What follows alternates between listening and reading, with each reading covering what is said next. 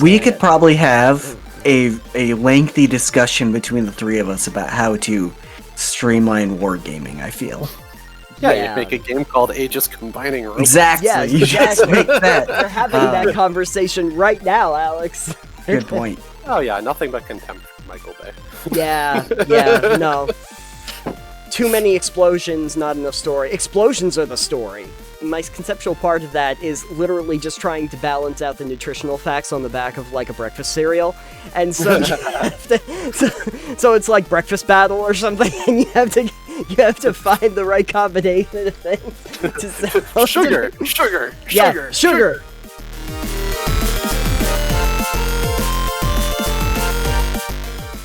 With our powers combined, we finally get all the pebbles in one room at the same time. Hey, Alex, are you ready to combine some things? Yes? Great, I love your enthusiasm. Hey, everybody, welcome to Total Pebble Knockdown. I'm Nathan. And I'm Alex. And we are joined by a special guest on this episode, the creator of AEGIS, Grigas. Breeze, thank you for being on. Hey, thank you for having me. Excellent, and I'm sure we're going to be talking about a lot of that in just one moment. Thank you for everyone who's joining us on the show.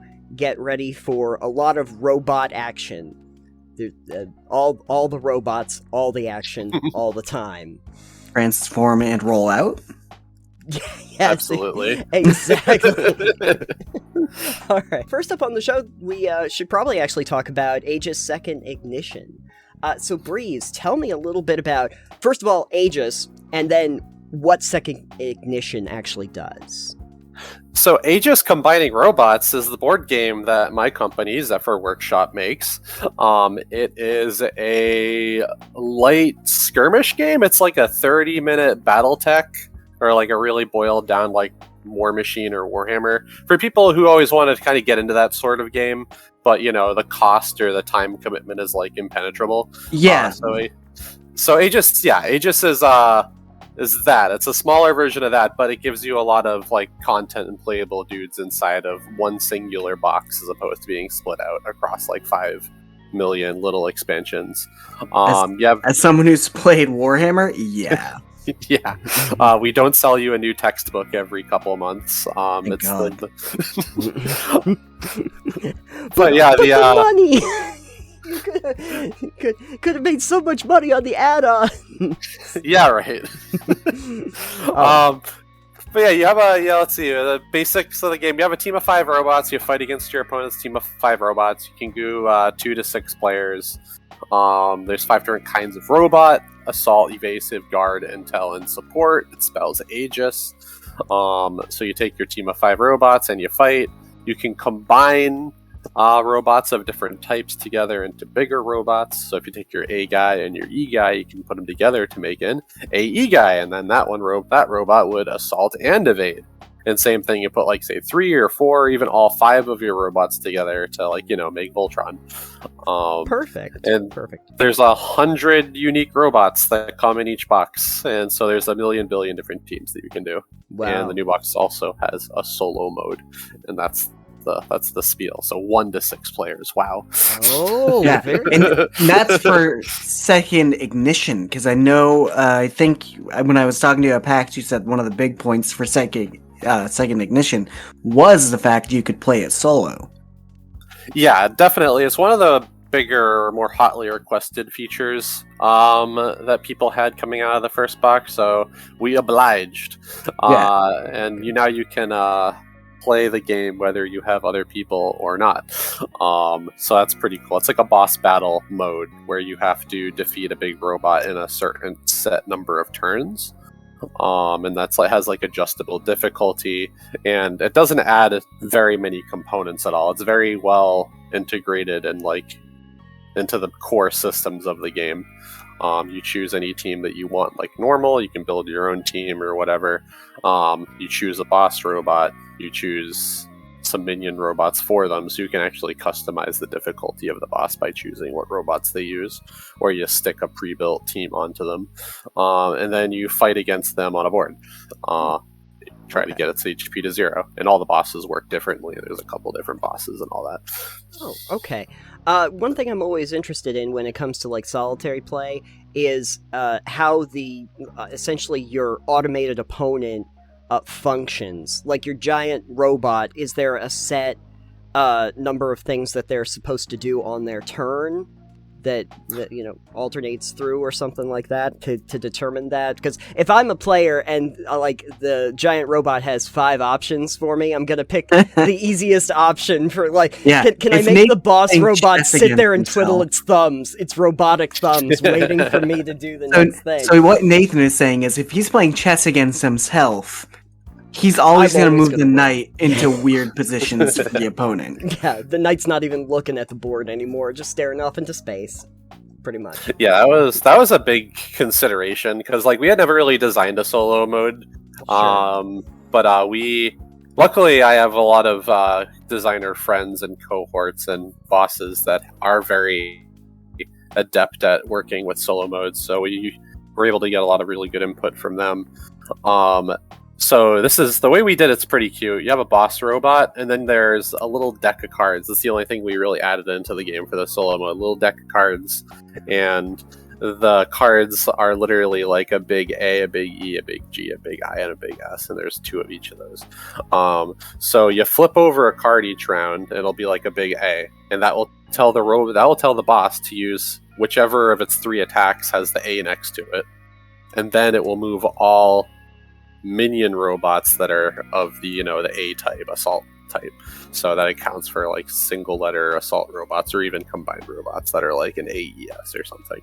So there's not a lot of like fiddling and thinking about what the boss is going to do on your part. It's like you can, at the start of a round, you flip over 3 of these cards, and you know exactly what the boss is going to do and when throughout the round, and then you take turns back and forth fighting the boss, and when the boss has done all 3 of its actions, then you go to the next round and flip over 3 new cards. And then the boss also has some special attack cards that might come up that are cool. And then like the randomness part comes from like the boss still rolls dice to hit you, and the boss can also summon new minions, and they pop into certain spots on the board, so that might be like a surprise attack too. But for the most part, you can plan pretty decently around what the boss is going to do, and you don't have to like is this moving here, is this attacking this, da da da da. It's all we try to keep it all very clear what the AI actually does, so you can spend your time when you're playing the game playing the game instead of like making the game function, because it's like, right, I'd imagine one of the more tedious parts of us playing a solo mode would be, and that's how it was when we were testing it early on too. It's like, how can we cut as many like fiddly parts, like any part where a player has to touch a component, how much of that can we cut back on, so you don't have to like micromanage what the game is doing to you. Yeah, absolutely. Now when you get through the deck, you've gone through like the 2 cards and everything, is when I have no cards to draw, is that when I know that I've either succeeded or failed against the giant robot? Like, yep. Okay. So that's basically, yeah, the deck has like 12 cards in it. There's 2 of each letter, and then every boss has 2 special attack cards. And once that deck is empty, you've lost. And you can do easy. An easy mode would be to reveal 2 cards per turn, then you have 6 rounds, or you can reveal 3 cards per turn, and then you only have like 4 rounds, or you could even go even harder and reveal 4 cards per turn, then you only have 3 rounds to fight the boss. And that's where like the sort of the modular difficulty comes in. I get you. Okay. And so it's like a puzzle. Like, yeah, just trying to figure out how to wombo combo the best to like really defeat this boss in a certain number of moves. Oh, sure. When it comes to picking like the minion robots for them, do I have to pick a certain number of each type, or like can I say, well, I'm just going to pick all assault types, and then it's going to really suck on almost every turn except when I pull an A, and then it's going to be awesome. Yeah, you can. We encourage you to like customize and experiment with it with minion decks. Where each boss will have its own kind of list of minions to use specifically. if you want to like do a quick setup, or you use one of the default teams that we give you in the box. And we give it, the box has like 10 default teams in it. You can just grab one of those, and it usually has like 5 or 6 or 7 basic robots and a couple combined robots, and you just shuffle it up, and then bam, you have a pre-built team that you're fighting against. But yeah, or you could just put 10 A robots in a pile and see how it works. Yeah, that sounds ideal. Then you really don't have to think. No, I want no thinking involved in this at all. So, when did the original Aegis come out? End of 2018, early 2019. Okay. So from that point to now, what was the process like realizing that you wanted to do Second Ignition, and what, besides like the single player experience, what other things were you looking to really change from the original to now? Well, we actually started playtesting Second Ignition almost from the get-go. Okay. From when we shipped Aegis 1. We were starting the initial playtest. Aegis 1 had like a very storied development. It took like a long time to come out. Like it took like 6 years, and it was going through like 3 iterations of like a self-published version, a version that we made through another publisher, and then we just redid the whole thing. We did the Kickstarter, and we rebuilt the whole game again after the Kickstarter. It took 18 months to ship. And it's like, so one of our goals for Aegis 2 was to like build the game like correctly and with experience. Oh, that's an idea. Novel. So yeah, so instead of like being students coming out of college and really like tripping over ourselves for several years, we wanted to be professionals and trip over ourselves for several years. Perfect. And make a game that was like a little bit more like coherently planned from the start, and so yeah, it was actually going really good up until the pandemic hit, and then.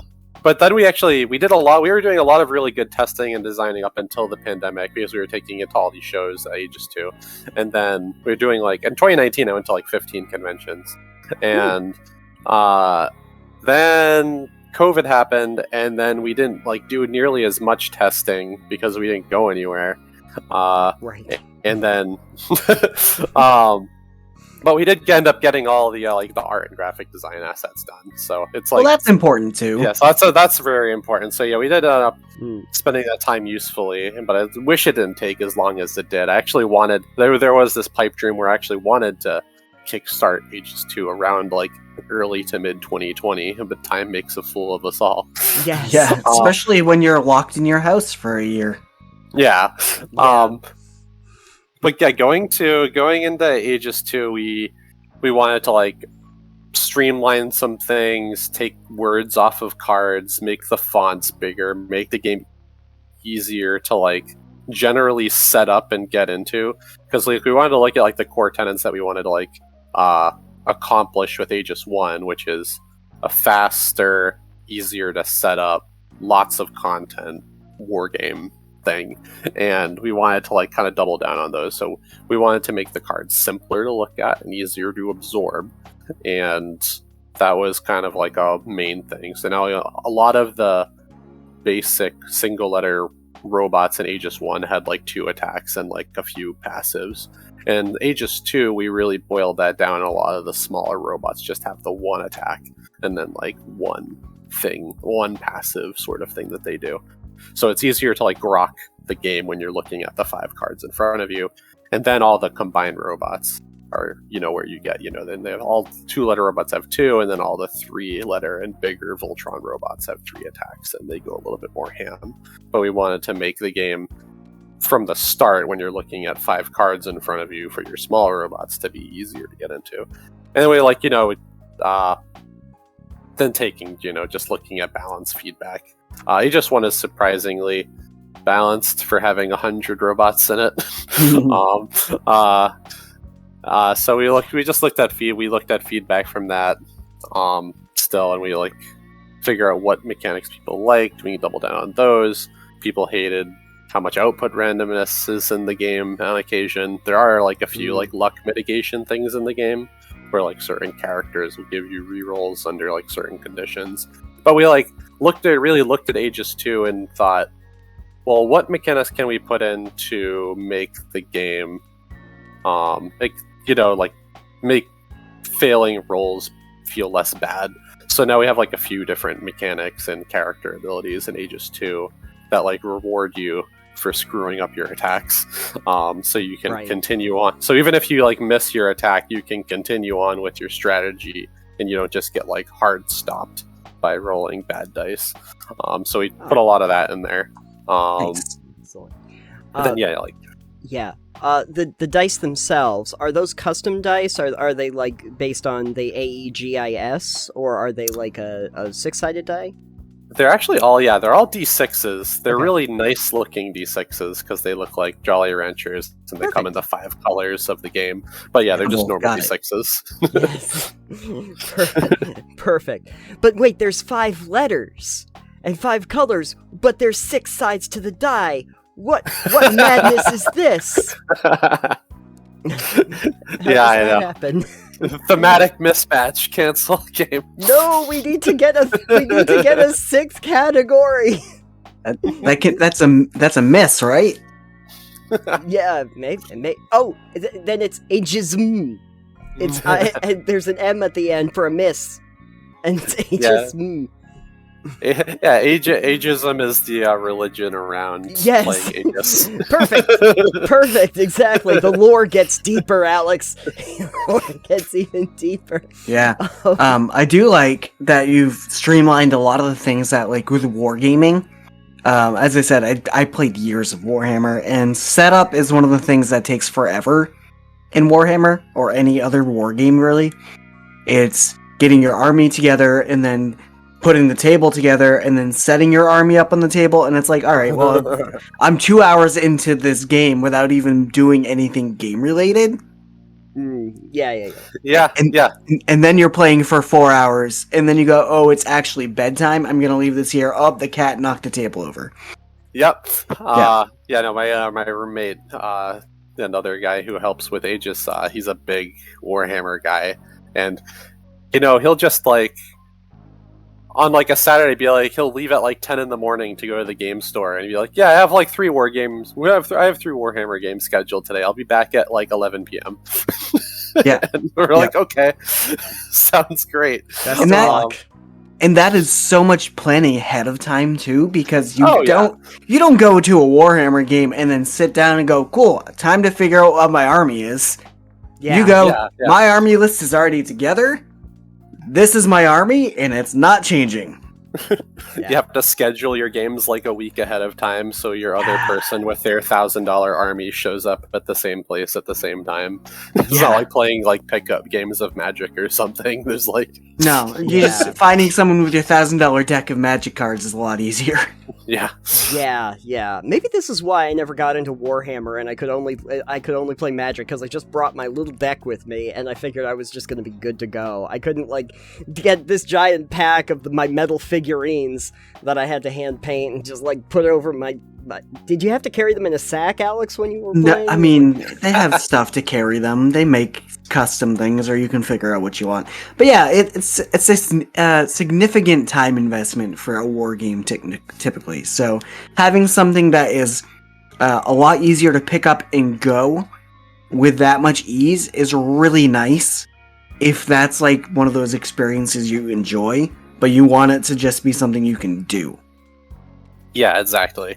And like, and even in Aegis 1, even had like some custom terrain stuff that you could do with the board. In Aegis 2, we just have a new board with terrain already printed on it. It has 3 different arenas that you can fight on, so that's even faster set up. You don't even have to worry about figuring out where to place walls or the act of fishing for the pieces and putting them on the board and stuff. Now we just like trim that off. It's still compatible with the terrain pieces from the first box, but we decided to just streamline that harder. Just like take out the board, plop it on the table, get your cards, get your pieces, go. I feel like if you wanted to go more than that, you have 3 boards. You could always offer like printable versions of extra boards if you wanted to, for instance, and it wouldn't be. I mean, you'd have to design those and have the art for them, but then you could not have production costs for that aside from the art. And then if people wanted it, you could have tons and tons. Yeah, no, exactly. And like it's even pretty good for print and play too, because our our like little new 2-player boards in Aegis 2 are literally like 2 8.5 by 11 sheets of paper, like basically the same size. So you can really just print them out on your printer and tape them together, and bam, you have a board. Fair. That's cool. Well, that's good. That's good. Yeah, some print and play boards so that you can play in robot forests or something. I don't really know what the Robo Forest. I don't know. That sounds good. It could be like the Navi forest, and I can like jack into the plants and stuff like that. It'd be great. I need that. Anywho, so there's a thought process. But I was thinking though too, the idea of Aegis, even though you have like 100 different robots that you can work with, it still feels like more than a Warhammer, which Alex, I'm not sure, but I'm thinking Warhammer actually has more than 100 different units. Oh yeah, probably. Yeah, definitely. And you have. There's definitely more than 100 different ways to outfit your units. So right. I'm still thinking that in terms of a balancing issue, one of the reasons why you weren't having such a problem with Aegis is because everyone's kind of like working from the same basic, unit set.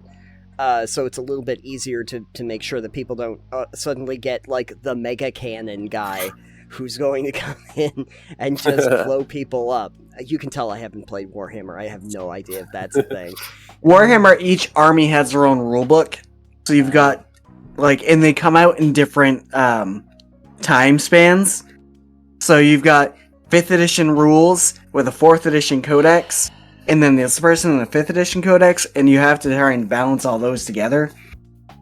This is why I haven't played it. I got way too lost way too quickly. It's like trying to take D&D 5th edition and then all the splat books you have and trying to make sure they're all interoperable, even though you're playing with 3rd, 4th, and 5th edition all at once. Perfect. There you go. Yeah. That's how I'm going to explain that so you might understand it. Yeah. It just has one dinky rulebook, and all the robots feed off of the same rules. And the robots aren't customizable; they're just all weird and unique and different. But they also still fall under umbrellas, so a red robot is good at punching, and it's all we try to keep it very intuitive in the game. Sure. You see blue robot move good, green robot, lots of health. Yeah, exactly.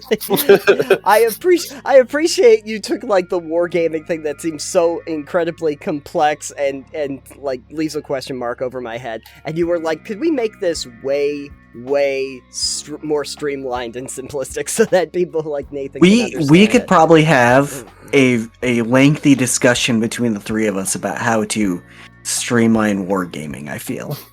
Yeah, you'd make a game called Aegis Combining Robots. Exactly. Yeah, you just make that. We're having that conversation right now, Alex. Good point. Aegis has, you got the army building, you got the dice rolling. And that's really like the two kind of things that I felt were really core to the wargaming experience, aside from minis painting. But like in gameplay wise, it's just like, I want to customize my army, and I want to put them on a table, and I want to think tactically about moving, and I want to roll dice to make stuff blow up. And fair enough. And that's we really tried to get those like key fundamentals into our game, and I think it worked. Yeah. Ideally. Given that this is a second edition of a game that you've already made, I think it's probably worked. That's also important. I forgot to mention this. So Aegis Second Ignition is an entirely new game with 100 new robots in it.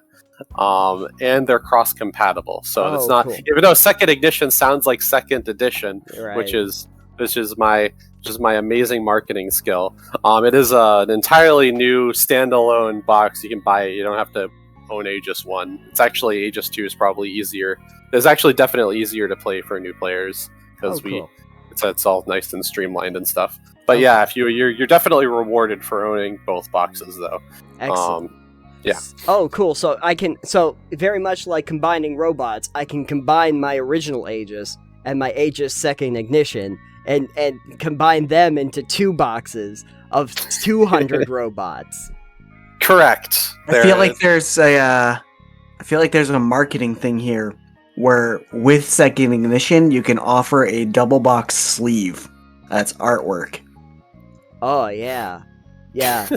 That way I can get second ignition and put it with that, put them side by side, and have a sleeve over both, and it's like, yes, the boxes combined. By the time you get to like your 5th ignition, you can make sure that each one of the boxes were like labeled as the A version, the E version, the G version. That way, when you put them together on the shelf, they also spell out Aegis on the side. If you put all 5 of them together, there, and you've combined the 5 games into the one game. That's the ideal, actually. Yeah. Maybe then we'll have like the Sentinels of the Multiverse, like refrigerator-sized box organizer thing to keep it all in. It'll be great. Oh yeah, I remember when I had this big carrying case for all of my Hot Wheels, and all the little Hot Wheels could go into the individual slots and could carry like 100 of those. Yeah, you can use those for Warhammer 2, Nate. I bet you can. I bet you can. That was pretty great. I don't know where that is anymore, but anywho, so Breeze, tell me a little bit about the Kickstarter though. For Aegis. We're launching on January 17th. It's a date that's been long in the making because I guess I dragged my feet all the way through this year. We're getting all sorts of stuff like finished up and all that during and after, the last like 2 years. But like we finally have pretty much all of our ducks in a row. The page is coming along fine. We have a video. We're shipping our prototypes around for like video reviewers and stuff. So January 17th, wanted to do it early this year, wanted to do it in summer this year, then I wanted to do it in fall this year, then all of a sudden it's November, and like I'm not going to launch a Kickstarter next to Christmas.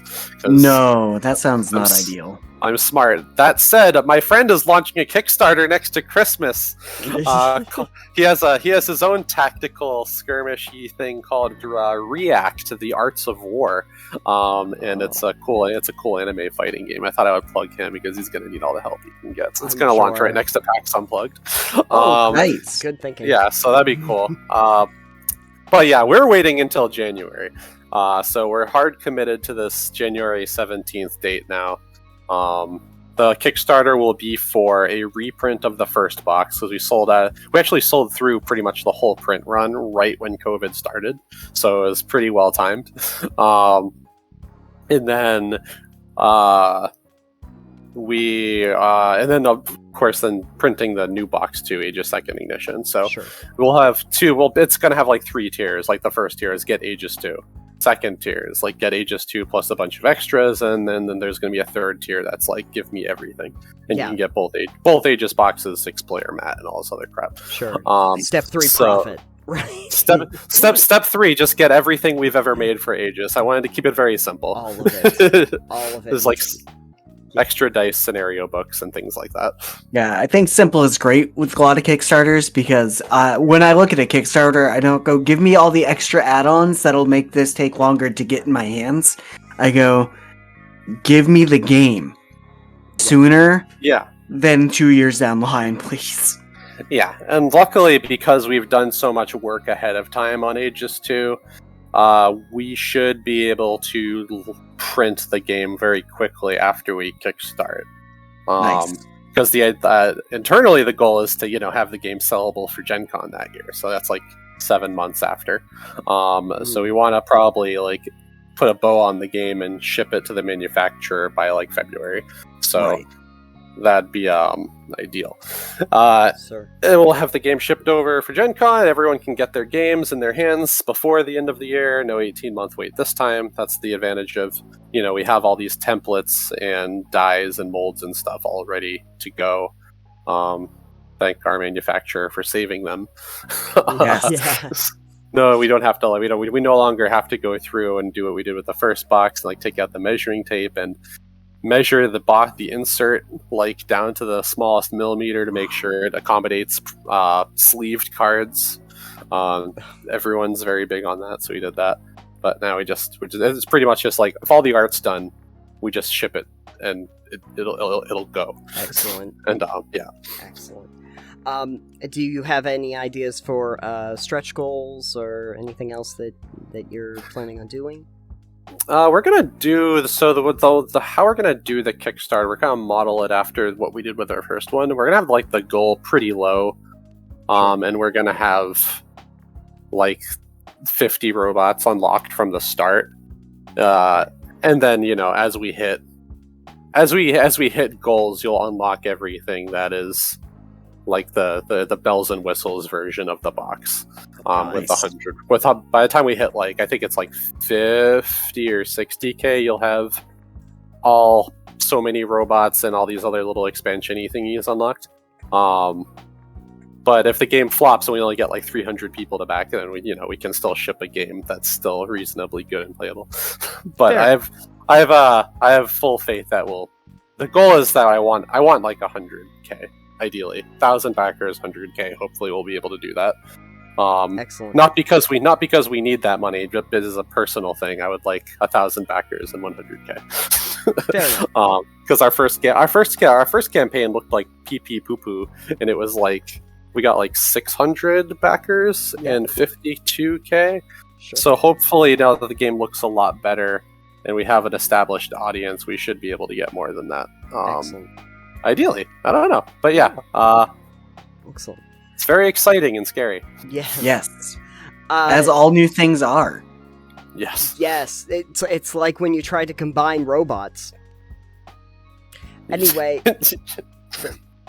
I had no follow-up for that. I was just combining robots as a general concept. It's true. But what was I saying? Right. I don't know. So after the Kickstarter, do you have an idea of when those games are going to be able to ship out after the Kickstarter, on the assumption that it's successful and you're able to move ahead? Yeah, hopefully by the end of summer. Hopefully we'll be able to start, depending on when it gets here. Like I said, we want to have it sellable for Gen Con in August. If the games arrive before then, we can start fulfillment before then. And if the games arrived around that time, which I'm sure they will arrive right at the nose without a second to spare, that we will fulfill starting after Gen Con. But either way, they will be printed the next year, and you will have the game in your hand next year. I swear to God, because I do not want it to take very long to print and ship the game. So, like I said, we don't really have that much manufacturing work to do in terms of that, and all the art's done. So it should be fine. But knock on wood. Yeah. Long-term goals, are you hoping one day maybe to have Aegis or Aegis Second Ignition on store shelves or available to buy online apart from the Kickstarter? Oh yeah, we'll do. We're gonna have a backer kit after the Kickstarter. Then we'll be distributing again. You'll probably be able to find Aegis 2 on some store shelves. I know that Aegis started getting distributor. They actually started getting picked up by various board game distributors near the end of its print run, because I guess that's how long it took everybody to figure out the game existed. Sure. So by the time we had 50 copies left in the warehouse, all of a sudden Alliance was like, "Yeah, we won all these cases," and we're like, "Please don't, no, give them back."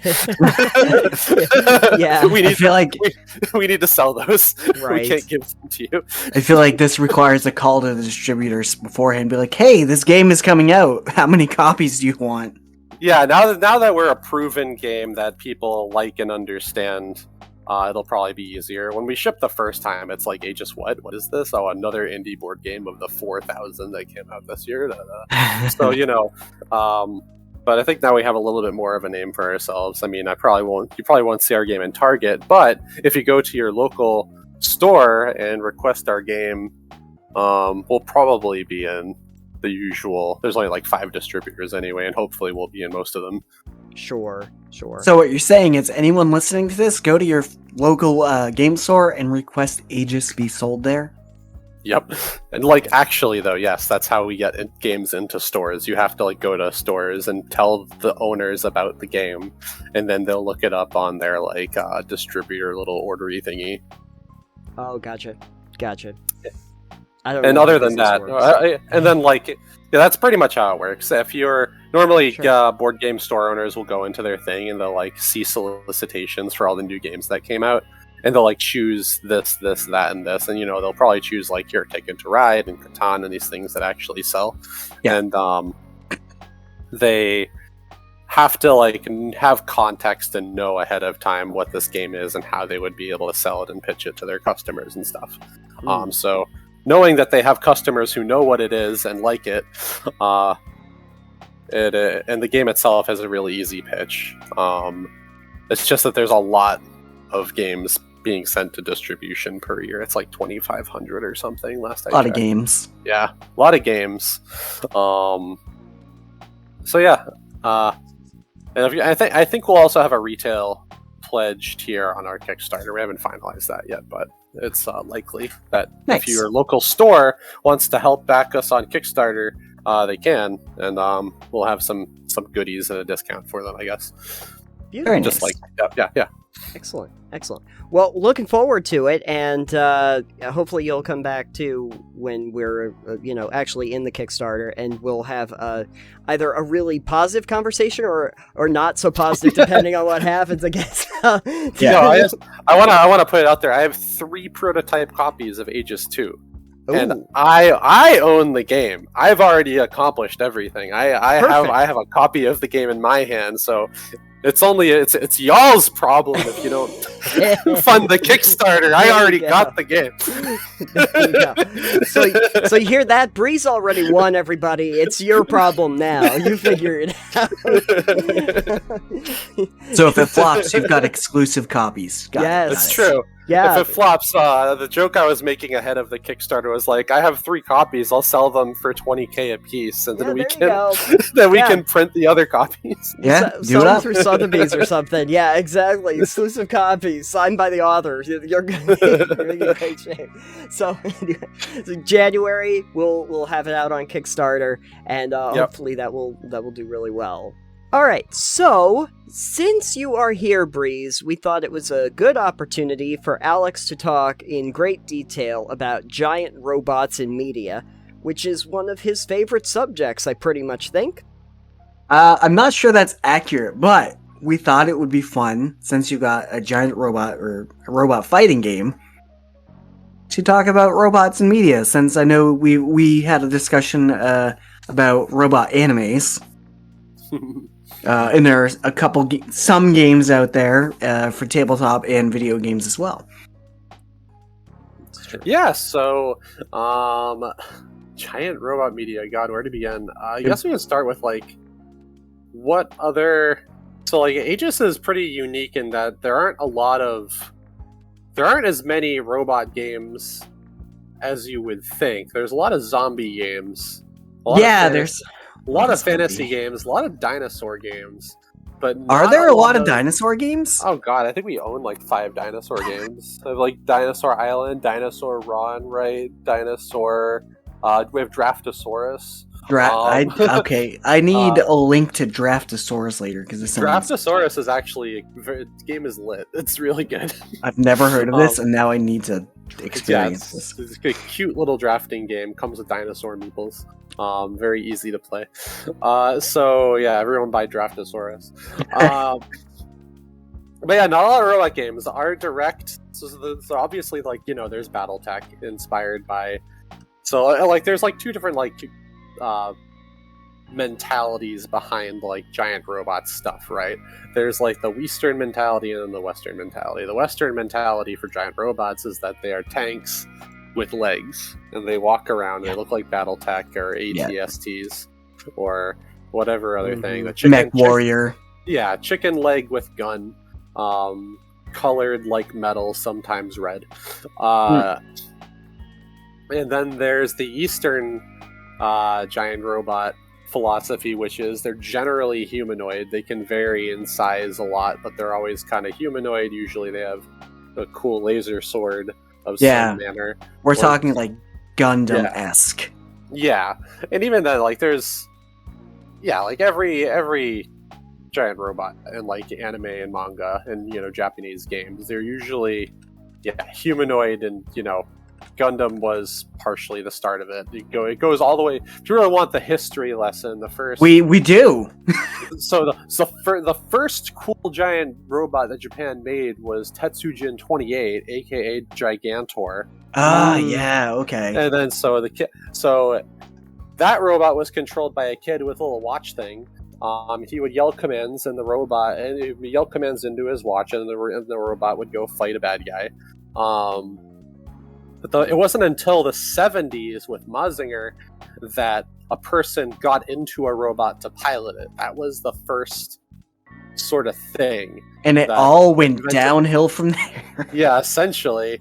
So you got Mazinger invented that, and then the first combining robot came shortly afterwards with Getter Robo, and that Getter Robo is a long-standing franchise, and it's about Getter Robo is 3 planes: a red plane, a blue plane, a yellow plane, and they can combine in 3 different ways to make 3 different robots, where one makes the legs, midsection, and torso. And you can stack, and depending on how they combine and stack, you get the red Getter 1, Getter 2, or Getter 3, and there's it's the fast one, the strong one, and the cool looking one. And that was the first combining robot. And then from there, you start getting a lot of combining robots from Transformers and Voltron and stuff in the 80s, where combining robots traditionally were here's a dude that's a body and 4 smaller dudes that form the limbs.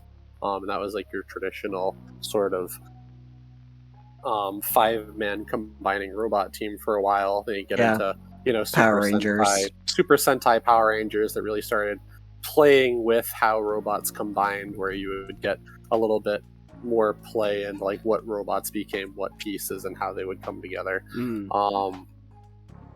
And then it kind of, there was a really cool heyday of giant robots from the 80s to the late 2000s ish. It kind of hit a crescendo with Gurren Lagann.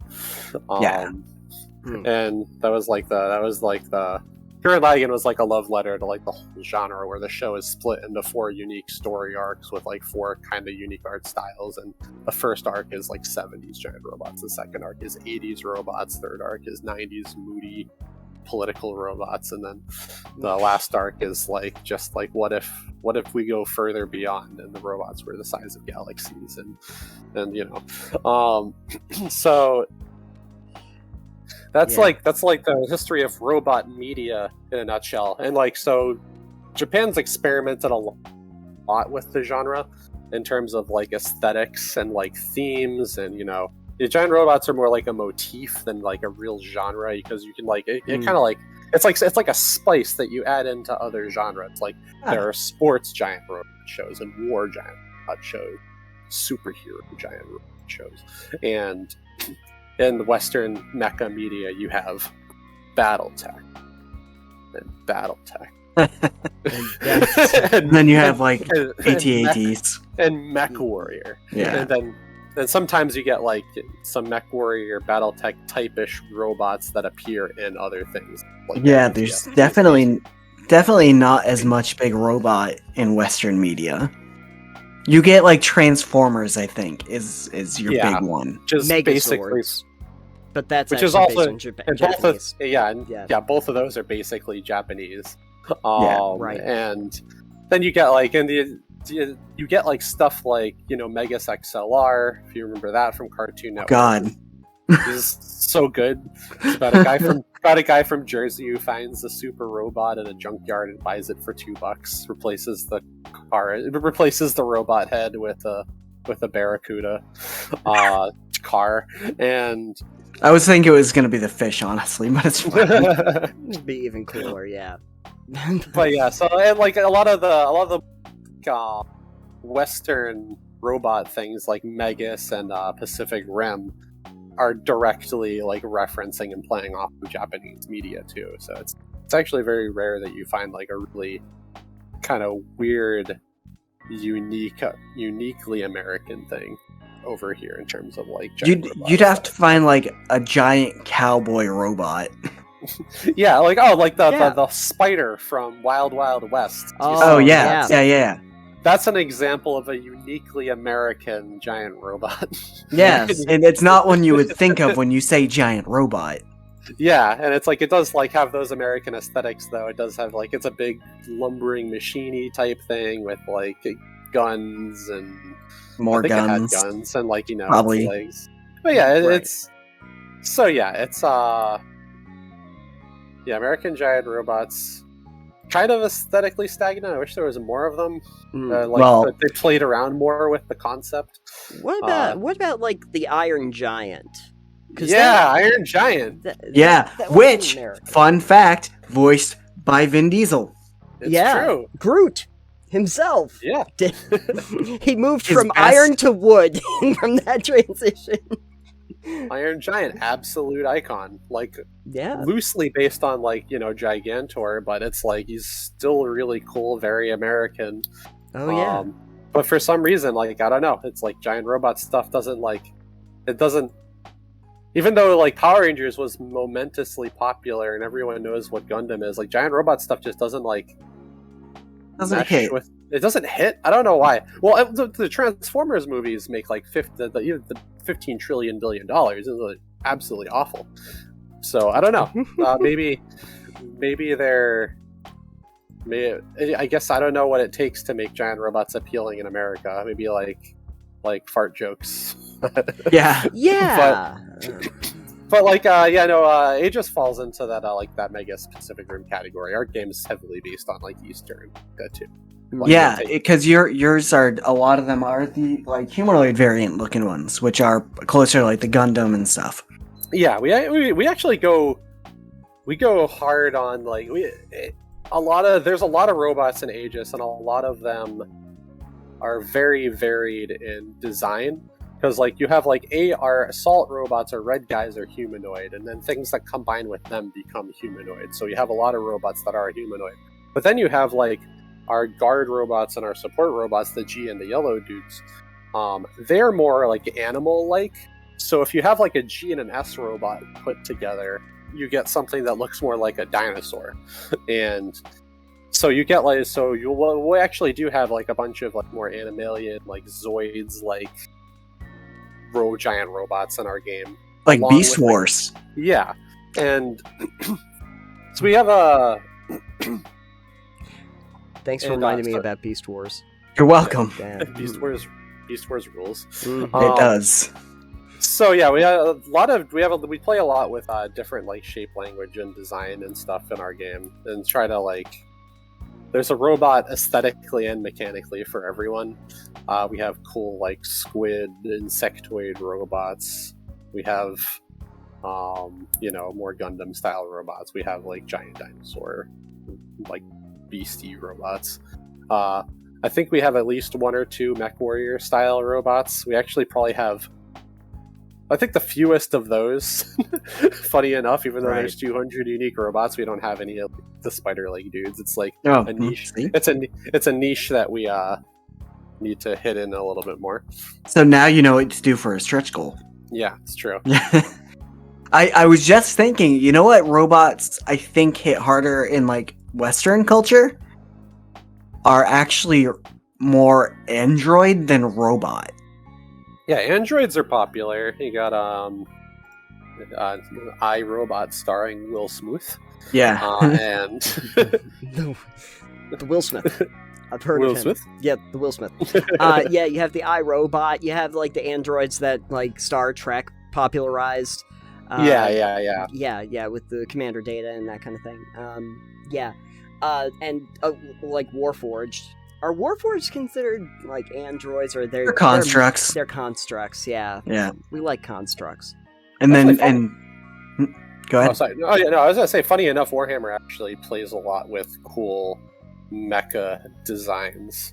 Like they have they stretch their design language a bit across a few of the different factions I've noticed. Yeah, the Mechanicus has some pretty interesting design choices. Yeah, like That's- the Tau, which are a little bit more like Gundam-ish looking. Yes. And, yeah, and so you got so kudos to Warhammer there for leading the charge in terms of like weird and experimental Yeah. Western mecha stuff. Yeah. Fair. Here's a loaded question for you. If you had to pick a favorite robot. What's my favorite robot? It could be games or media, doesn't matter. It can't be Aegis, however.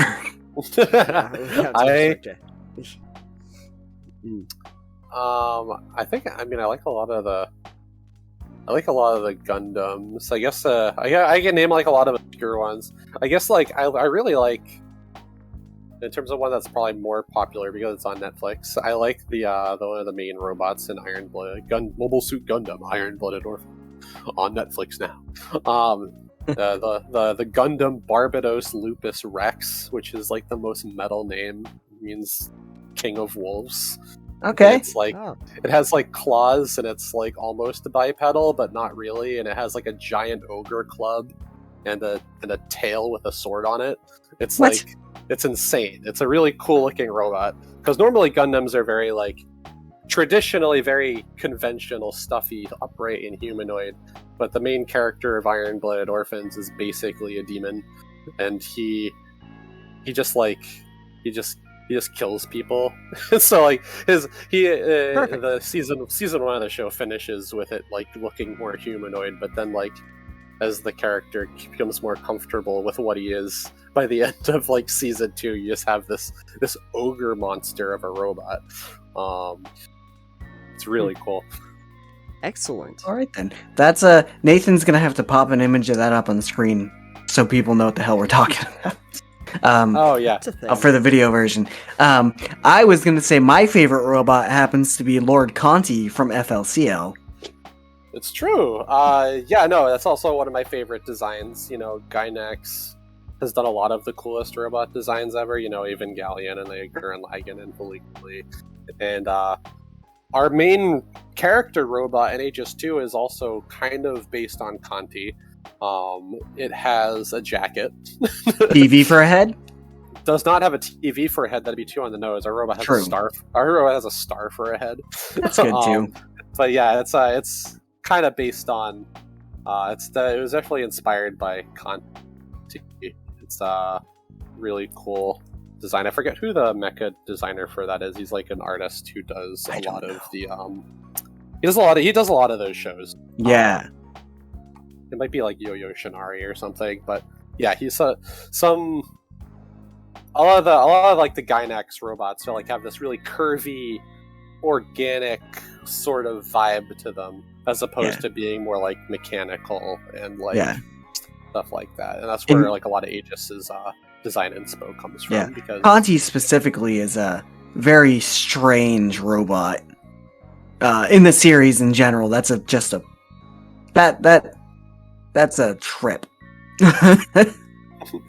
Yep, TV for a head, jacket, God of Black Flame, whatever. It's really such a cool show, dude. Yeah, it's interesting. Nathan's never seen it. He doesn't do the anime much, but Evangelion, on the other hand, those robots are a little terrifying. Yeah, the Evangelion is like, the robots are like kind of based on like Ultraman and stuff, like tall, lanky, really humanoid, not really robot looking, because like, you know, they're good. The Evangelions actually aren't robots, they're like bio-organic. Yeah. So they're like all squishy and bloody. Yeah. But it's cool. And we need more, I think we need more Evangelion looking things in our game, actually. Dude, do you need some terrifying Evangelion angels? Oh, you know, I love the angel, the bad guy design in Evangelion too. Yeah, they're like just abstract monsters. It's really neat. Yeah, Evangelion. For Nathan, it's a big robot anime that focuses around these like teenagers that pilot these Evas. But it's also kind of a horror anime when you get right down to it. It's kind of a psychological horror. It's fucked, but it's great. Evangelion was made during the mid 1990s. Giant Robot anime was primarily a kids' medium to sell toys. So Evangelion came along, and it's actually much more of a deconstruction of the genre. It's like if Giant Robots had like their like Watchmen equivalent it's like Evangelion, because it just like it takes like these genre tropes of what's normally like a very like lighthearted sort of kids sort of thing, like superheroes were during like you know, the golden and silver age, and you take it's just like, what if we just took it and we made it real and dark and have to give the characters like layers of like emotional dimension that you wouldn't normally see. And what if teenagers really did pilot robots to fight aliens to protect the Earth? Well, they have mental breakdowns. Yeah. Because they're teenagers, and that's what Evangelion's all about. As these kids fight unspeakable horrors from like Lovecraft's nightmares. It's a classic. It's also on Netflix because they bought it. Did they? Well, Netflix. So Funimation had it for the longest time. They were doing the new movies that were coming out, and then Netflix is like, look at all the money we have, and then they just straight up bought Evangelion. Okay. And then Bezos was like, we're not going to let Netflix have that. We're going to put down even more money, and we're going to buy all the Evangelion movies, and we're going to dub them ourselves. Oh, Jesus. And so now Netflix has the show and the original finale movie, and then Amazon has the remake movies, and never shall the two cross. And Funimation was just like, man, I hate these guys. What the hell? They were working so hard on making those movies, doing the dub scripts and stuff for them, and then Netflix is like, you can't do that anymore, and Bezos is like, neither of you can do that anymore. Wow. And that's the Evangelion licensing discourse. Yeah. The show has 4 different dubs, and some of them share the same actors and some of them don't, and it's such a nightmare. Yeah. No, Nathan, that's completely lost, so it's fine. It's okay. It's okay. I'm sure there's a Western equivalent. Who owns the rights to Mech Warrior? Nobody knows. Who knows? It's probably the same. It's split across Somebody? 4 different companies because these contracts were signed in 1970 on a napkin. So I know it's either Mech Warrior or BattleTech has some licensing nightmare associated with it. Probably BattleTech. I haven't seen a BattleTech game in a while. One came out just a few years ago from Hairbrain Schemes. Remember, we talked to. And I can't remember. What's its face? Catalyst does BattleTech. They still do all the BattleTech stuff. Yeah. All the tabletop stuff, at least. I know there's a few Mech Warrior and BattleTech video games that are handled separately. But I know it's weird. I know some robot designs or terms can't be used, or they're shared among different license holders, and it's just really stupid. Sure. Yeah. Yeah. Well, and it's Evangelion's in a similar licensing nightmare. Mm. My favorite robot is Bender. Yeah. That's also a giant robot in the one episode where they build a giant bender. Yeah. It's true. Yeah. Was that that wasn't the one where he's the Pharaoh. I'm sure there's also other ones where there's probably at least a few different episodes where Bender's a giant robot. There's one where he fights Zoidberg as a giant robot, Godzilla style. Oh yeah. Yeah. Mm-hmm. I think that's during one of the What It Is machine? Oh, or whatever. The What If episodes. Yeah. What If. Yeah. It was one of the. What if Bender was giant? Yeah. Fry, Bender already asked that question. Yeah, but what about if he was giant? Yeah, that would be great. I think my top 3. It's Bender, then Alexa, and then Mark Zuckerberg. I'm pretty sure those are my favorite. I mean, and now I'm off every social media platform. Terrific! I just did it. You can still be on Twitter. It's owned by Musk. He doesn't care. He's the 5th best robot, so he's there somewhere. So no discussion of giant robots would really be complete unless I could find a top 10 list for you to criticize. So I found one from Gizmodo, so this is going to be great. Oh God. Yeah, sorry about that. At least it's not Kotaku. No, it's not. It's Gizmodo, but let's see if you agree with this. So here's the top 10 list. Is it in... Okay, sorry, go ahead. Yeah, it's numbered. It's from 10 to 1. Okay. I don't know if it's in any specific order. I think but... one is usually the top, I guess. But okay, I'll give you my hot takes on all these. I've probably seen them all. All right. So number 10 is Gypsy Danger and the Jaegers from Pacific Rim. Oh, it's a list of giant robots and not like giant robot shows. Yeah. I love the Jaegers in Pacific Rim. They're really cool. Guillermo del Toro is just like he knew what he was doing. Not so much the guy who did the sequel, but he had such a fundamental understanding of the genre that he made sure that all the robots are identifiable by silhouette, and it's a really, really good art design in Pacific Rim, underrated. And you have like all these really tiny details that you can see if you watch the movie like multiple times, like I have, like just so many little things on the robots and how the different little pieces inside of them move. It's very cool. Yeah, the sequel was not as good. I've never seen either one, actually.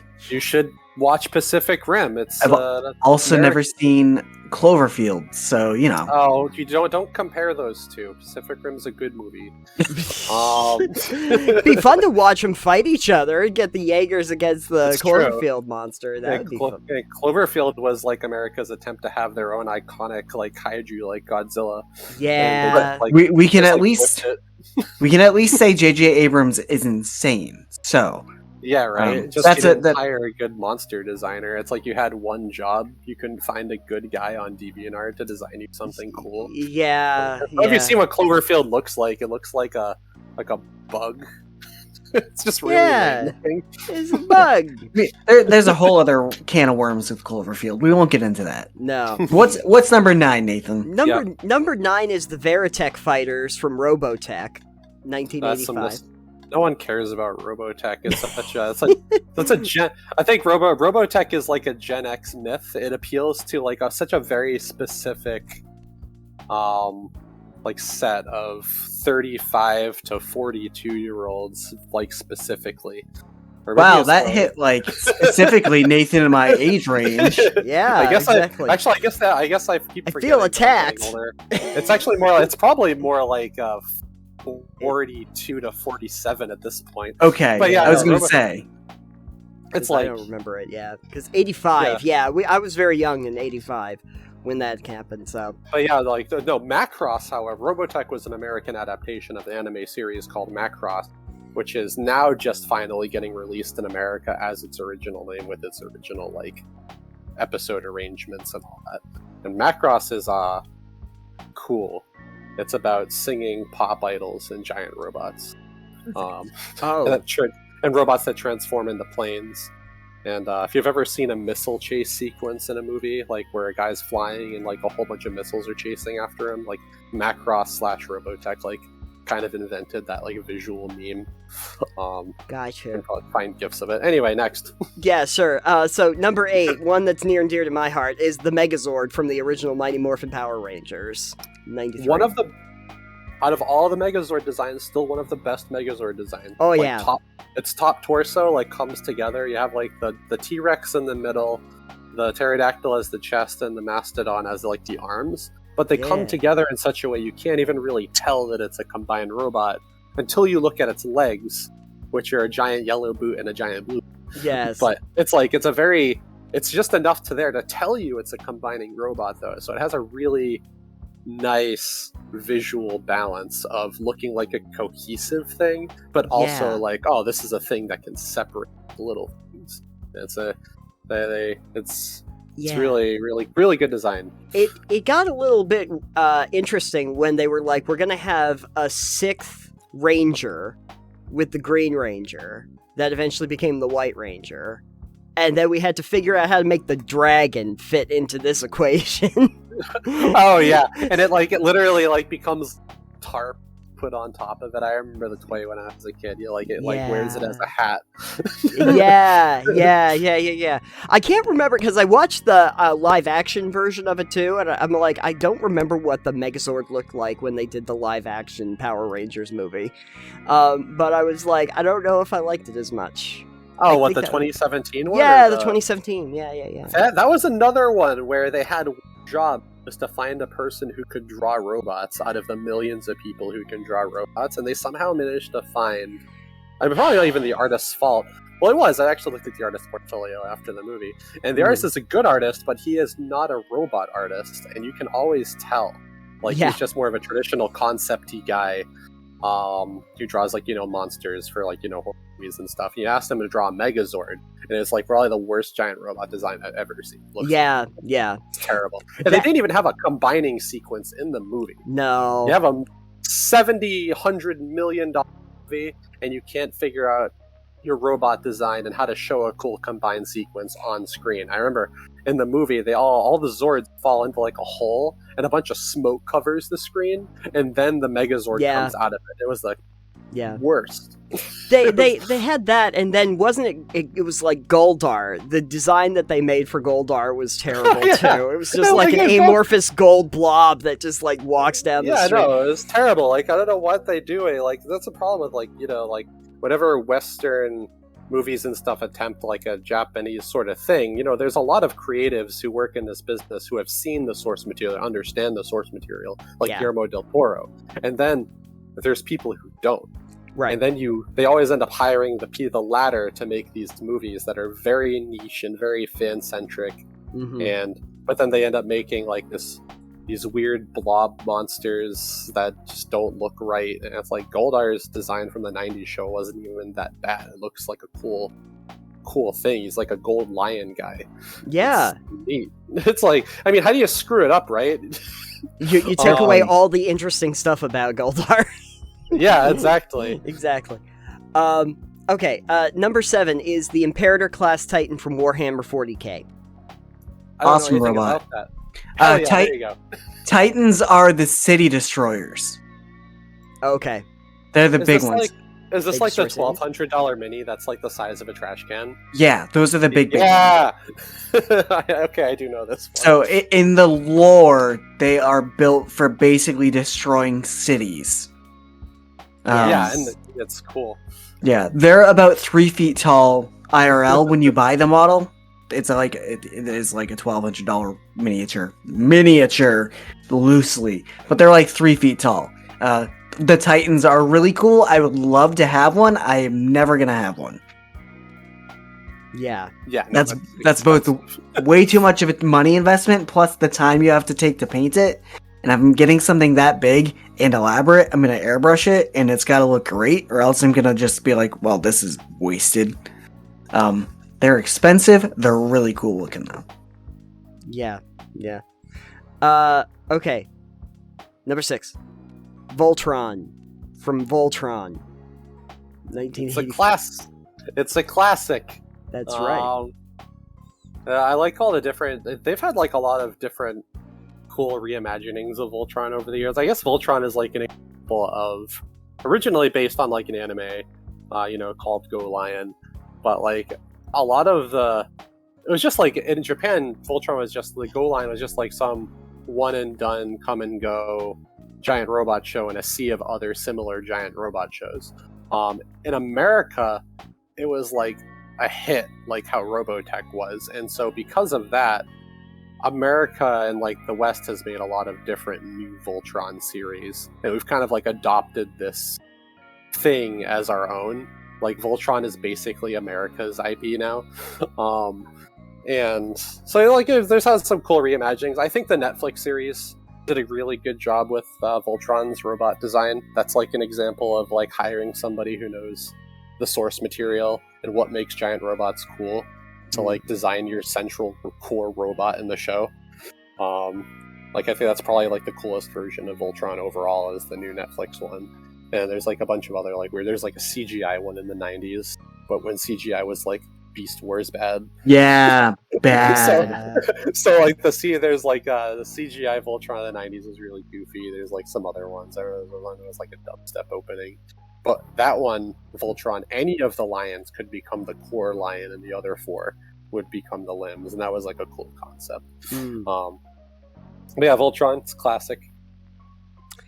Yeah, number 5 is one you've already talked about, which is the Evangelion units from Neon Genesis Evangelion. Not a robot. Next. Number 4. He already said those are like semi-organic monstrosities. So yeah, they don't really count. Number 4 though, Mechagodzilla from Godzilla vs. Mechagodzilla 1974. Mechagodzilla is another one that's also had like cool weird iterations over time. There is like a Mechagodzilla that like combines. I don't know if it was ever in one of the movies, but I know I've seen like a cool figure of it where like it's like 3 vehicles that combine into Mechagodzilla. In terms of like the one from like the newest movie, it was alright. It was pretty cool. Wasn't the worst Mechagodzilla design I've ever seen? It was pretty neat. Yeah. But it's like it was pretty. It was alright. It didn't look like a big weird metal blob. Yeah. Was there ever a Mecha Kong? Because we always like put Godzilla and King Kong like against each other. Godzilla versus I think those are different IPs entirely. So, except for when they were the same one. Whatever. I'm actually, I wouldn't doubt it if there hasn't been a Mecha Kong in a movie. You can bet that there's probably toys of it. Yes. And it's just in due time it'll come out. It will come out. Movie. Yeah, I need a Mecha Kong in my life, and then I need Mecha Godzilla and Mecha Kong to fight each other. That will be the follow-up to Godzilla vs. Kong. It's just the mecha version of that. Number 3 is the Iron Giant from '99. So Iron Giant rules. It's just a cool robot. That's right. Yeah. Iconic design, good silhouette, does the thing where all the guns pop out of it. It's just like it's good, cool design. Yeah. Was that Don Bluth that drew that, or was it from Bluth Studios? I want to say it was. I think it was Bluth who did the movie. I have no idea who actually designed the robot himself. I'm kind of curious. I wonder if it was like the same person who designed all the human characters, or if they like kind of workshopped it a bit. I want the Iron Giant art book. Yeah. That was, if I remember correctly, though, that was, I think, Brad Bird's movie before he did like the Pixar stuff. I think. Yeah. And of course, another example of giant robot stuff not gelling in the West. That movie like bombed and then became a cult classic over time. Yeah. Because Cartoon Network every Thanksgiving for like a multi-year stretch would just show it for 24 hours. Yeah, that's what they do. Yeah, and it's like in retrospect, I just think that's really funny. Like, yeah, I didn't think about it when I was a kid because I thought Iron Giant was popular as a kid, and they were showing it because it's a good movie. But now that I know that it wasn't even a movie that made lots of money, that was totally just some random executive at Cartoon Network being like, Iron Giant rules, just air it for 24 hours. Yeah. They do that a lot. Yeah. They wanted, maybe they really wanted it to like get like that Christmas Story like esque like cult following, because like other channels would do that with the Christmas Story too. They would air it for 24 hours straight around That's Christmas. Like when Cartoon Network was losing the rights to Futurama, and they're like, cool, we're just gonna play this marathon nonstop until we have the rights gone. Yeah, exactly. Well, off topic, it's like slight segue, but that is sort of the story of It's a Wonderful Life. Is that It's a Wonderful Life did not do very well when it originally released, and so they let like the rights lapse, and so it became public domain. And so what happened is, since they could basically air it for free, a bunch of the networks just started playing it every Christmas. And since everybody saw it every Christmas, it became like a classic Christmas movie until somebody could try to get the rights back to it. And then it became popular again. Same thing. Anywho, 2 more. Okay, so number 2, Gundam RX 78-2 from Mobile Suit Gundam. So specific. For the unacquainted, Gundam RX 78-2 is like the the Gundam. It's from the original Gundam series. It's the one they made the giant like statue of in Japan. That's just the technical name for it. It's just like the poster child white blue Gundam. With the big long series, with the big long rifle and the sword, I think. Yeah, it has the shield and all that. But yeah, it's just the classic Gundam. It's fine. Fair enough. I think Gundam is a series where I think they've done so much experimentation with the design over the years. I find like the RX-78 kind of boring, because every new Gundam show that comes out, there's like 30 of them. The main robot is a mutation of is like a design mutation of the RX-78. Yeah, they're all the white, red, and blue. Yeah. And so, like, the Gundam Barbados from, like, Iron-Blooded Orphans is, like, the RX-78 if it had, like, devil horns and claws. And then you had, like, Gundam Wing back on Toonami back in the day. That's just the RX-78 with wings. Right. And so, yeah, it's like the RX-78 is, like, a template more than a real robot design at this point. It's like, yeah. Fair enough. But it's still a classic. I like they release like 4 new figures of it every year where they experiment with like adding new little subtle details to it. And it's just like, it's interesting to see how they revisit it over time. Nice. Okay, well, we got number 1, and boy, I can't wait to hear you two talk about this. Number 1, Optimus Prime from Transformers 1984. No. What? I thought you were gonna say Bender, and I was gonna laugh. That would have been better. Number 1, copy paste Bender. Optimus Prime. I like how this list is literally like they just like typed the word giant. They typed the word giant robot into like Google, and they just like pasted the 10 results that came up. Yeah. Yep. There's not really an obscure one on this list, which is fine. Like, I'm kind of like surprised that like Pacific Rim snuck its way on here. But I guess I think that did a pretty big budget. I don't really know, but yeah, Optimus is fine. Like, if you're gonna choose one of the Transformers, though, I wouldn't go with Optimus Prime from the original cartoon. Okay, which one would you go with? Primal? No, I would probably Brawl. Oh. The tank. Huh. Oh, yeah. No, he's not iconic enough. Yeah, Optimus is like RX-78, where it's like a template at this point, where there's like 5,000 new different toys of Optimus and different designs of him throughout all the Transformers series. There's like, it's just kind of interesting, where like exactly how he looks. He has the red torso and the red arms and the chest that looks like a truck grill and the blue legs and that like iconic like faceplate. And then like you just take those and you can like warp them in a million different ways to get all these different other Prime designs. And is like the original the coolest? I think I actually really like the. I wouldn't say the 1984 was the coolest. Like some of the newer refreshes of it are really cool. Like Bumblebee's design for Optimus, like the new movie. Yeah. That was like a really cool. That's what the Michael Bay movie should have looked like. It has that mix of like techie detail, but also like obvious colors and silhouette, and doesn't look like crumpled tinfoil. Right. Well, I mean, they got the guy that does that from Troika, or Laika, I should say, to do that movie, Bumblebee. I think it was the same director, yeah. And so it's like, yeah, he stepped away from his stop motion animation for a minute and he made Bumblebee. So you can see like the parts actually coming together when Bumblebee and the rest of them like come together. I don't know if you knew this, but funny lore, Travis Knight, the man you're talking about, is the son of the guy who like Nike or something.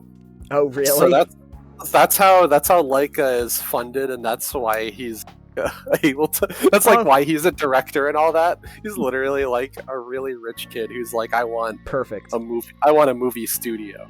Yeah. I want to be a director. I want to be a director of Transformers. And I think he's like he does a really good job. Oh yeah, which is good. But he's not like other like trust fund kids who kind of like buy their way into like the arts. But Right. he does a good job. I thought that was always a funny piece of trivia. Oh yeah. It's like, well, it makes a lot of sense when you think about it, because how else are you going to like get a stop motion animation studio off the ground in the modern yeah, era? exactly. So like, yeah, literally like our cool artisanal like Kubo and the Two Strings, funded by Nike. Box Trolls, Coraline. How are you gonna do that? Like, no one in the modern era of animation would normally think like, oh yeah, well we could just do a computer generated, or yeah, we can individually frame each and every one of the little things, and yeah. And one of the coolest things I've ever seen is in Portland for a couple of years. They had, because Leica's based in Portland, they had an exhibit. Oregon or Maine? In Oregon. There you they go. had an exhibit of all of the sets and props and figures from those movies, like including like the giant skeleton from like Kubo and the Two Strings, like literally the size of like a building.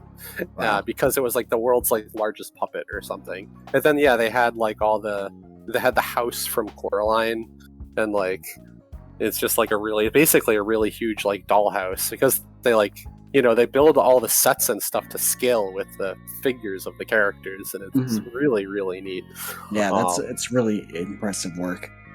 Oh yeah. But anyway, so yeah, Optimus Prime's cool. Thank you for the cool design, Travis Knight. Yeah. Come back to do more Transformers movies. Yes, please save us. But, I forget who's doing the new one. I know it's not Michael Bay, thank God. Yeah. But I think the new Megan one, Fox, right? No. I love reading about Megan Fox, like, because like she's actually like not that bad of an actress. No. It's just like, but she's like was like cherry picked by Michael Bay because he's a creep. Yeah. When she was like a teenager, and Yeah. it's like, oh god. No, it's fascinating, because I hear a lot of people that are kind of like going, no, Megan Fox kind of, got the short end of the stick by being like cast in bad roles, and when she was actually given a good role, she does a good job. But because I think like Jennifer's Body. Nothing but yeah. Oh yeah, nothing but contempt for Michael Bay. Yeah, no. Too many explosions, not enough story. Explosions are the story in Michael Bay films. I actually just saw a clip on Twitter yesterday of Peter Cullen, the guy who voices Optimus Prime. He was talking about his experiences like voicing the Bayformers movies, and like when like Optimus would say stuff like, "I'm gonna rip off your face, I'm gonna kill all of you," and Peter Cullen was like, "I'm not gonna read that. Optimus Prime wouldn't say that." And Michael Bay was like, yeah, whatever, but just read it. Read it. Read it. Just do it. Just do it. And Colin's just like, oh. Yeah. All right, fine. I'll just do it. Make my grandpappy sad. Yeah. Anyway. In other news, IGN had done a similar list, and it has mostly the same things on it. But they did remind me that Liberty Prime is a thing, so thank you for that. That's Liberty Prime yet again. Yes, exactly. For if you liked Iron Giant but with more propaganda, it's Liberty Prime. Great times. Okay. So, did we determine, we already figured out what our favorite robots were, and I was correct. And so, we can move on. Occasionally, Breeze, I will end up going on some forums and happen to come across some interesting questions that people have regarding games. And I came across this one on our board games over on Reddit. And one of the users is asking, is roll and move mechanic really so bad? I am developing a board game right now, and my game uses roll and move mechanic. I am afraid that publishers will reject my game because of it. Is roll and move mechanic really so bad? I think my game proposes enough strategic choices for players besides that, and it is fun to play. Would you consider buying such a game? So, Not on that premise. I know nothing about their game. yeah, Other than that, it has a roll and move mechanic. Ah, yes, Monopoly, but not. He literally invented like what Parcheesi. yes, exactly. Um, I have invented Schmarcheesy. It's great. Perfect. So, But yeah, roll and move. Well, in the biz, we call it input randomness. So when you're doing game design, and you're using like randomness to decide things, you have input randomness and output randomness. Output randomness is what a lot of people are familiar with. You move something into position, you roll dice to like attack them, and then depending on the results you get, it'll determine if your thing did the thing or not. And that's output randomness. Input randomness is like when you do something random at the start of your turn, like randomly generate a resource or pull a thing out of a bag or something. Right. And then you, from the randomness, then you make your like gameplay decisions. So like output randomness is you make your decisions first and then you see if they work. Input randomness is you get random stuff and then you get to make your gameplay decision. I see. Okay. So technically roll and move is input randomness. A lot of the times it kind of isn't though. Like in Monopoly it isn't, because you don't get any choices after you kind of land on a space, do you? Right? You can choose to buy it or not buy it, or evade paying rent. I don't think that's a mechanic for that. Yeah, that's pretty much it. So yeah, basically, yeah, it still counts as input randomness then, because you roll there, and then if you end up on a place that's good or bad, you have no control over it. But I guess you still have decisions, but your decisions aren't really based on. It's not if you're doing input randomness as like if you're doing roll and move as just a go around a circular board, it's generally not like a very compelling mechanic because it is a lot of luck and less strategy. But I know Zia Legends of a Drift System is a popular board game, and I was surprised to find out that has roll and move. Really? Okay. And you roll like a D12 in that game to move too. So sometimes you will roll like 3 spaces and piddle along, and sometimes you will roll 12, and you will get to traverse the entire cosmos.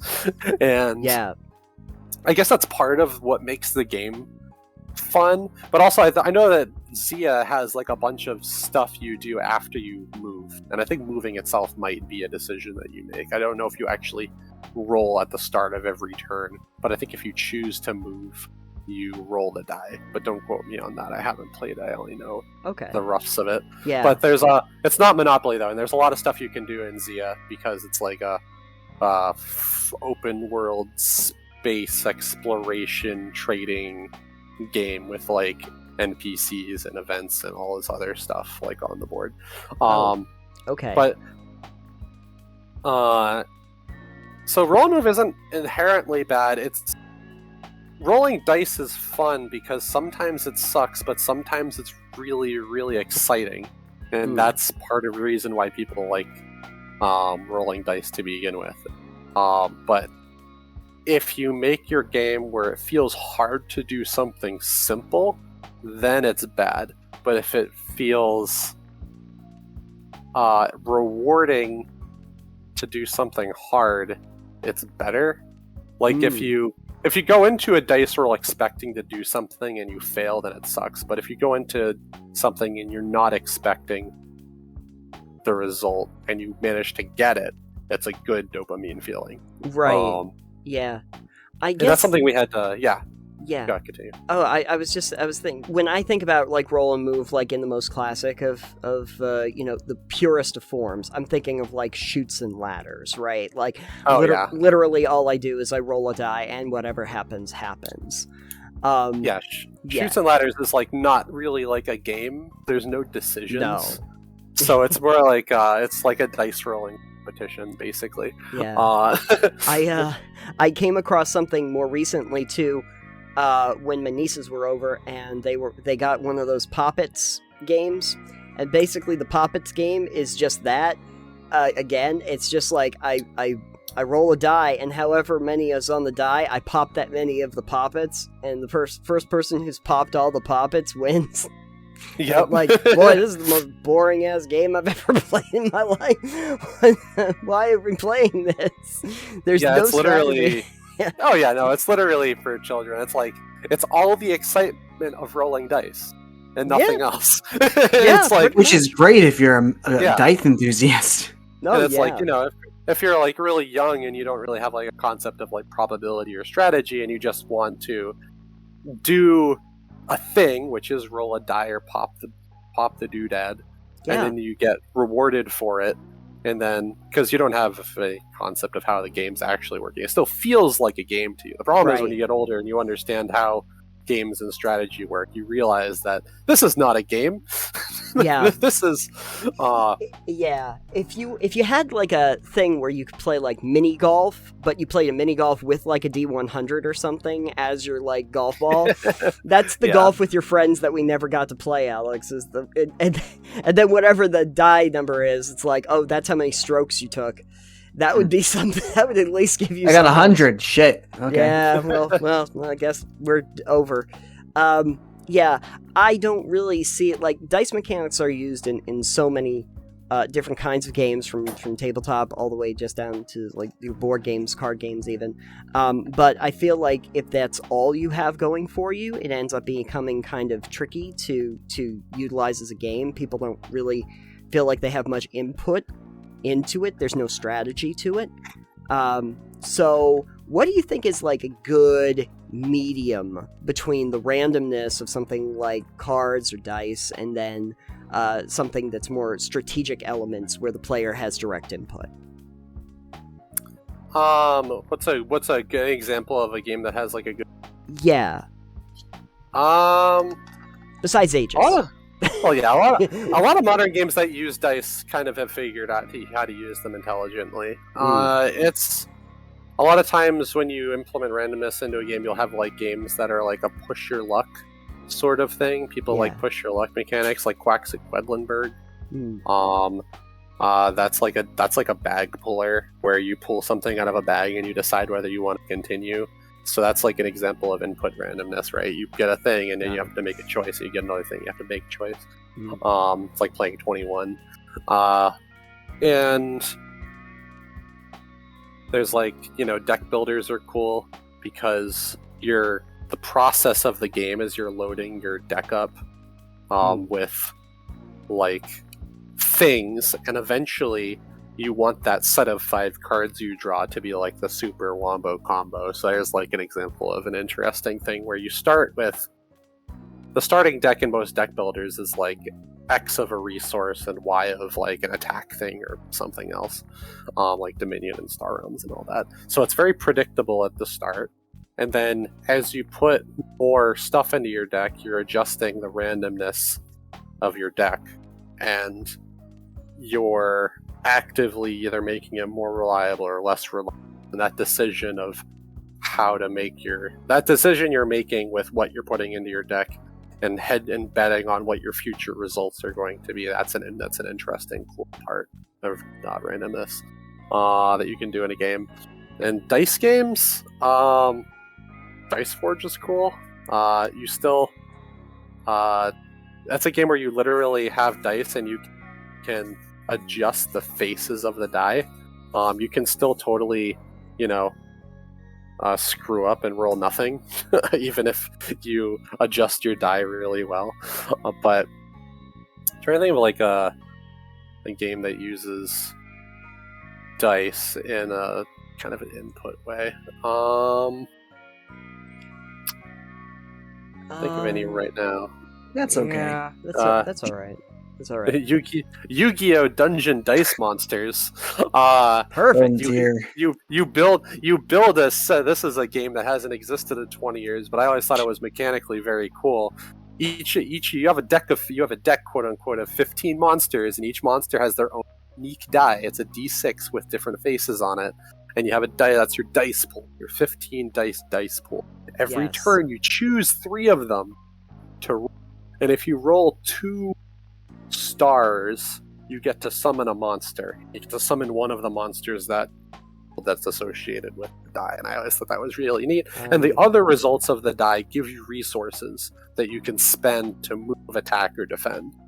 And so that's, I always thought that was like the neatest. I always wanted to make a game that uses like that sort of mechanic.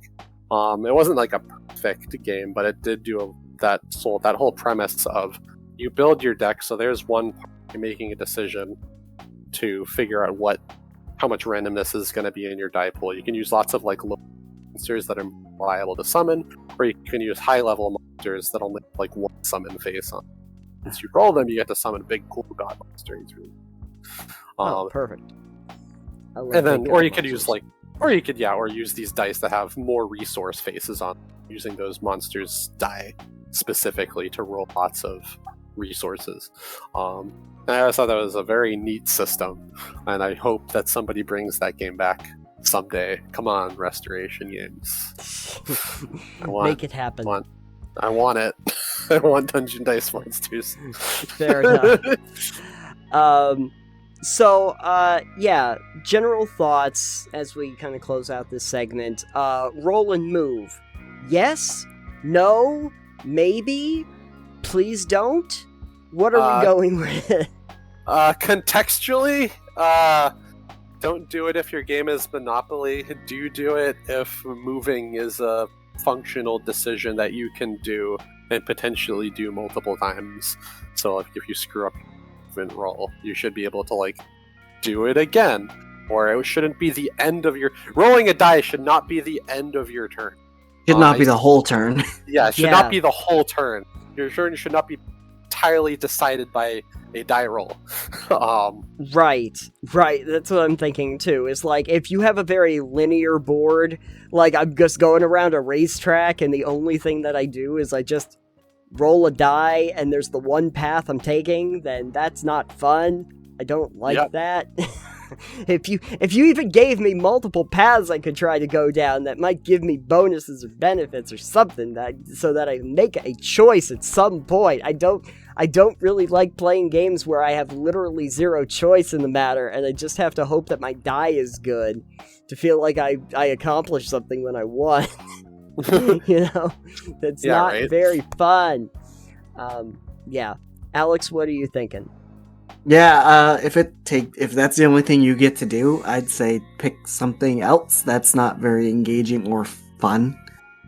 Yeah. But if you're using it to supplement another system, again, like the dice monsters that he was talking about, that sounds interesting. But that's not roll and move, so exactly. Yeah. It's roll for resource generation is I think one of my favorite types of die roll things. Right. Because you always end up with stuff, and then you decide what to do with that stuff. I think is a good way to do it. Yeah. I kind of like I don't know if they've made a game like this where you could just where you have several different resources that you can use to do stuff, and then if you roll the die, you can say, okay, I'm going to try to get I need more of this one resource. I'm going to hope that my die roll ends up giving me a bunch of that. And then if it doesn't, you're like, shoot. Now I'm going to have to hopefully come back. I needed iron really badly. or fiber. It's a fiber, iron, or protein or something. Or maybe you rolled. You wanted an iron, but you rolled 3 fiber. Oh, cool! But I have a card that I saved from 3 turns ago that lets me turn 4 fiber into an iron, and I had another fiber left over, and now I can transmute my fiber into an iron, and now I can do the thing I wanted to do. It's games like that are cool. That's one of the designs that I have in the back burner, actually. Oh, excellent. I don't have a formal name for it. It's like an item crafting game. I just call it Crafty Bafty. Oh, it is okay. literally like that. It's like that, literally that thing. Yeah. see, my conceptual part of that is literally just trying to balance out the nutritional facts on the back of a breakfast cereal, and so so it's like breakfast battle or something, and you have to find the right combination of things to sell. Sugar. More sugar. Exactly. And then you just have to come up with a fun concept for what the design looks like, name it, and see if it's so that's why just carbs, lots of carbs, fat, sugar, salt, make it happen. That's all you have. So anyway, yeah. So if anyone out there is listening and wanted to put your 2 cents in, do you have a favorite roll and move game that you'd like to share with us? Please hit us up over on our Discord channel and we'll talk about it more. So I think that this has giant roboted us out for the day. I feel like. Alex, are you good on giant robots? Or I suddenly want to go watch The Iron Giant. Yeah. Do it back to back with Pacific Rim. There you go. Gain culture. Yeah. Yeah. But not the second one. Don't watch the second. No. Oh, okay. No. Well, me personally, I was pretty rusty when we came into this conversation, but I feel like I'm all oiled up now. Breeze, if the folks out there wanted to find you on the internet somewhere or find out more information about AEGIS, where could they go? Go to zephyrworkshop.com. It has all of our stuff to it. You could also, our game's Kickstarter sign-up page is already up, so you can hit the remind me button if you want to know when we go live. You can find us on Twitter at Zephyr_workshop. You can find Aegis Combining Robot Facebook if you search for it. Find us everywhere. Follow us everywhere. Please back our Kickstarter. And also our game's all up on Tabletop Simulator too, including the new stuff. And we have a Discord, very good community there. So if you want to try the game out, try out solo mode, what have you, just hit up our Discord and you can get the Tabletop Sim version of the game. Yeah. And it's very cool. Very cool. Very neat. Excellent. And Alex, if they wanted to find out more information about Total Pebble Knockdown, where could folks you can find us over at TotalPebbleKnockdown.com, where we've got all of our podcast episodes and some other fun stuff. Yeah, you can check it all out there, and make sure to check out our Patreon. We have some of the video presentations and some of the extra stuff that go up there for our patrons and goes out earlier than normal, as well as Titanium Mines or any of the other projects that we do. And make sure to check us out on every podcast app known to mankind, including Anchor, where you can leave voice clips if you want to ask us a question. And also make sure to check us out on social media. I am at Titanium. I'm at EXP Limited, and our show is over at Pebble Knockdown. Yes, so you can find us on all of those locations, and also we have a Discord server. It is public now, so feel free to come over and join the conversation on things that you liked about the episodes, to talk about tabletop and video gaming. Well, Breeze, thank you so much for coming on the show, coming back on. We haven't heard from you since the Delve days, so it's good to have you back. I remember Delve. So few do, but that's okay. And good luck with January and Aegis Second Ignition. We're gonna hopefully see it in stores all over the place. It will combine in all the major retailers, like their Destroy them? Yes, we destroy them with amazing sales. Oh, good. Yes, do that. And to everybody out there, until next time, thank you for joining us on Total Pebble Knockdown, and we will see you at the giant robot movies. Goodbye for now. Bye. Bye. Oh.